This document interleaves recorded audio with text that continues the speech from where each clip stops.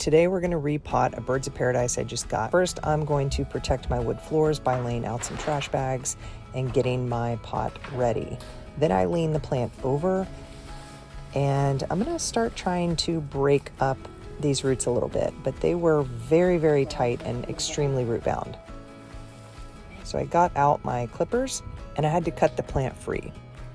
So my wife helped me remove the original pot, and then it took quite a bit of teasing to break up this dirt. It was extremely dry, and so here I am just really teasing the roots. I didn't want to completely get rid of all the original soil, but I did get rid of most of it. Then I stick it into its new home, and I start using some just basic Miracle-Gro potting mix to go around the base.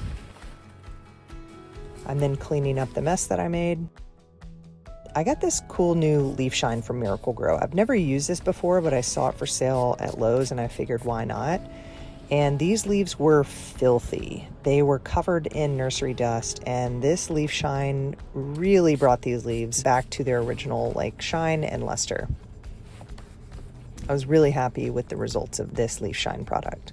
So shout out to Miracle-Gro. That's a great product.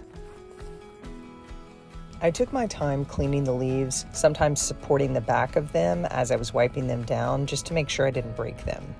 That did a pretty good job. It's amazing what a repot and some leaf shine will do. And of course, to top it off, I watered her, and now she is happily ever after in our corner.